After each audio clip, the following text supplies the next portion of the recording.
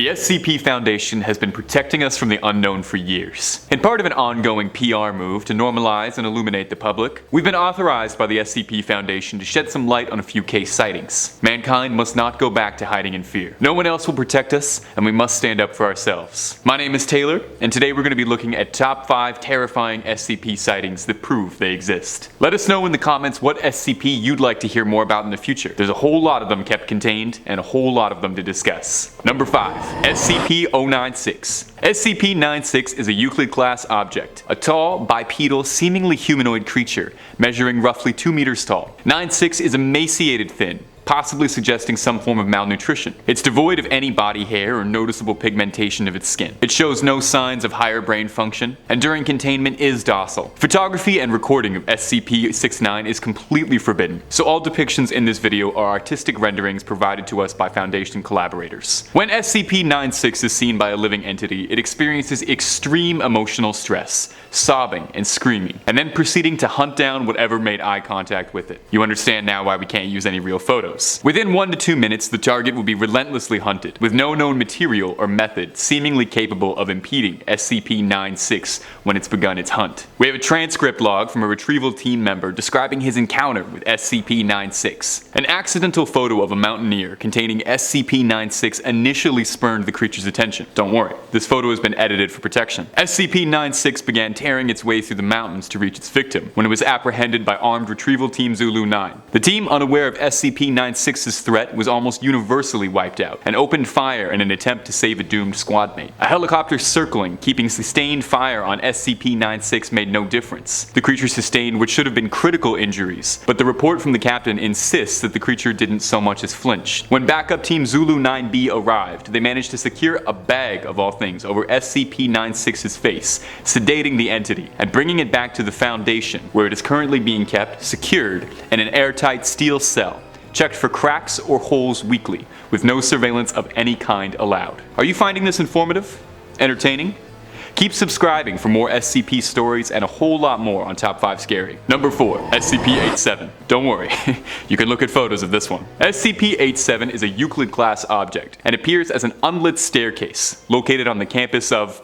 Stairs descend for 13 steps before reaching a small platform. There are no light sources around or in SCP-87. Therefore, any exploratory ventures require portable light sources, although excess light will be absorbed, and therefore portable sources should come in under 75 watts. Audio scans and personnel reports from explorations of SCP-87 confirm vocalizations of what appears to be a child of unknown age, screaming and crying. Currently, there has been no contact with this possible child, as no sighting or the cause of the noises has ever been confirmed, despite many attempts. The depths of SCP-87 are currently unknown.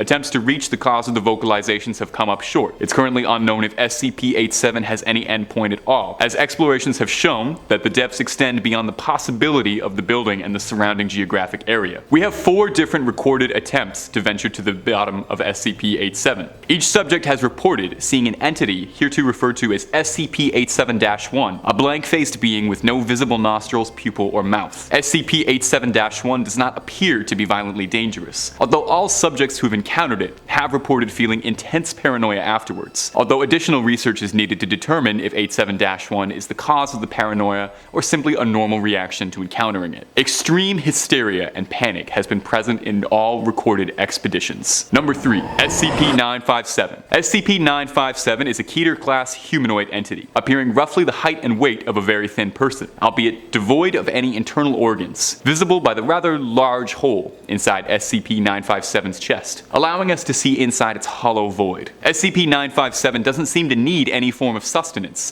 food, water, or sleep. Curiously, SCP-957 speaks and understands English, although it prefers to speak in its own language, which has yet to be correctly identified. Normally, SCP-957 is fairly docile, allowing itself to be observed and studied by Foundation scientists, although it can be less than cooperative with testing initiatives. It resides in a house in Kentucky, its exact location redacted of course. SCP-957 SCP-957 will always be contained in this house alongside one Class D human subject, heretofore referred to as SCP-957-1. Class D personnel are Foundation members who are used for SCP live testing, usually comprised of death row inmates. When a new SCP-957-1 is introduced to the host, it will force the human through a portal manifesting inside the creature's chest. From here, the subject 957-1 will experience drastic and physical mental changes, losing their eyes and believing that they have been blind their entire life. The subject will then retroactively believe that SCP-957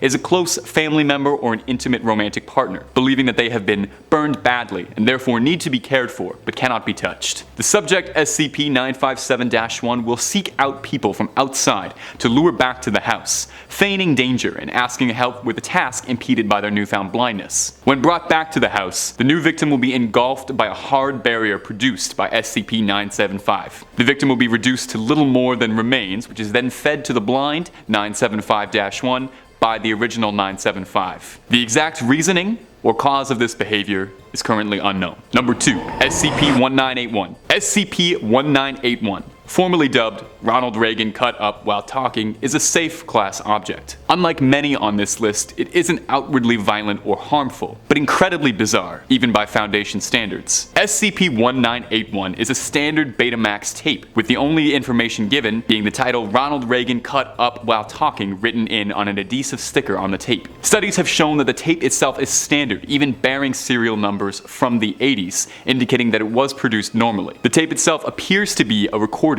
of former President Ronald Reagan delivering a speech in Florida, initially appearing normal, but after about a minute, the speech deviates from the speech on public record. From here, cuts, wounds, lacerations, slashes, injuries of all kind will appear on Reagan's face. Reagan does not seem to be affected by the injuries, continuing on delivering his speech. He'll continue to speak unless an injury appears that would prevent him from speaking normally, such as damage to his neck or vocal cords. The tape cuts to static after 22 minutes. When rewound and played again, the contents of the speech and the injuries will differ greatly. The contents of Reagan's speeches will largely be incoherent, although usually focusing on violent, unpleasant topics. Is that occasionally the speech will touch on topics that Ronald Reagan could not possibly have knowledge of. Infrequently, it has been recorded that when the tape is played, a member of Reagan's detachment will be replaced by an unnamed figure wearing a black robe with a conical hood. The significance of this being is completely unknown currently. The tape is contained at a secure storage unit at a redacted site. Due to natural degradation present in Betamax tapes over time, it's become difficult to study SCP-1981, to gain any understanding of where it came from, what meaning it could possibly have, and whether or not it had any greater connection to former President Reagan. Interestingly, the former president did report frequent nightmares during his presidency recorded around the time the tape was made. Number 1. SCP-610. SCP-610 is a Keter-class object, and due to the unique nature of the object,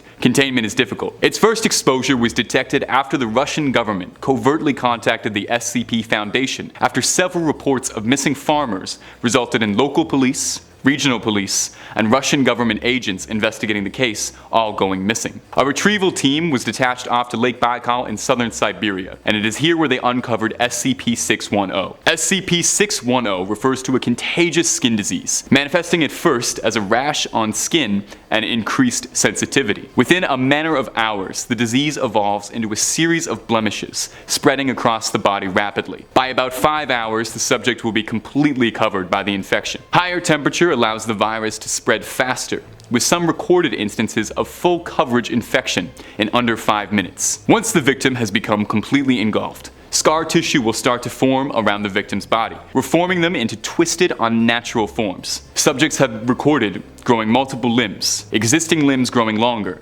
misshapen, widening, and parts of the subject splitting and creasing in unnatural, extremely painful ways. Currently, there is no clear pattern in which the reformation manifests itself, varying on a case-by-case basis. In some observed conditions, an individual fully infected by SCP-610 will plant roots of a sort, where the flesh growths will spread across all surrounding objects where it has planted itself. The thinking is that this is an effort to create larger hospitable environments for SCP-610 to grow. Currently, SCP-610 is housed in a clandestine area in Russia, sanctioned by the government and given off to the Foundation to keep a perimeter under the disguise of routine military training operations. Any outbreak or sighting of SCP-610 is met with an immediate dispatchment from a security team. Any organism infected with SCP-610 is deemed expendable and to be terminated and incinerated immediately. That's all the information we've been cleared to share with you today. Thank you for watching.